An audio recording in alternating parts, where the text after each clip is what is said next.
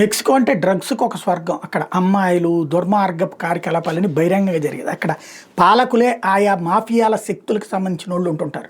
ఆ దరిద్రమే తీసుకొచ్చి అమెరికాకి అంటిస్తూ ఉంటారు. అందుకనే అక్కడ డ్రగ్ ఫెల్లర్స్ వీళ్ళ బారి నుంచి అమెరికాకి రక్షణ కావాలని చెప్పిన గోడ కడతానంటే బైడెన్ వచ్చి ఆ గోడను ఆపేస్తే ఆ మెక్సికో వాళ్ళు వచ్చి అనేక మంది అమెరికాని డిస్టర్బ్ చేస్తూ ఉంటారు. పద్దాక జరిగేటటువంటి కాల్పులు, దాడులు, దుర్మార్గాల వ్యవహారాలన్నిటికీ కారణం ఆ మెక్సికో అన్నటువంటిది అమెరికా అధ్యక్షుడు ట్రంప్కు ఉన్నటువంటి ఫీలింగ్. అదే సందర్భంలో ఇప్పుడు మెక్సికోని కంట్రోల్ చేస్తానని చెప్తూ మెక్సికో మీద ఆంక్షలు కూడా పెడతానని ప్రకటించినటువంటి ట్రంప్ అందులో భాగంగా ఒత్తిడి పెంచాడు. ఇప్పుడు చివరికి మెక్సికన్ ప్రభుత్వంలో ఈ దరిద్రుల్లో ఉన్నటువంటి వన్ ఆఫ్ ద కొంతమంది వాళ్ళ ప్రభుత్వంలో కూడా ఉన్నారు, వాళ్ళ పాలక వర్గంలో కూడా ఉన్నారు. అట్లాంటి వాళ్ళు కూడా మాఫియా శక్తులే, ఈ డ్రగ్ ఫెడరర్సే, డ్రగ్కి సంబంధించినటువంటి వాళ్ళే. వాళ్ళని మాకు అప్పచెప్పాల్సిందని చెప్పి ట్రంప్ అడిగితే ఇప్పుడు తాజాగా 30 మందిని యుఎస్కి పంపిస్తున్నది మెక్సికో పంపిస్తుంది 30 మందిని.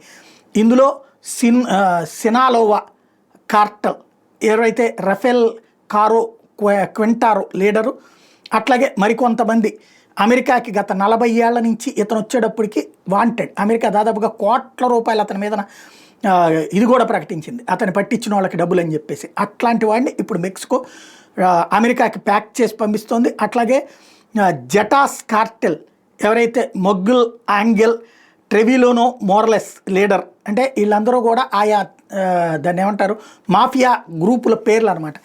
ఇట్లాంటి వాళ్ళందరినీ ఇప్పుడు ప్రాసిక్యూట్ చేయడానికి, విచారించడానికి అమెరికాకి పంపించడానికి మెక్సికో సిద్ధపడింది.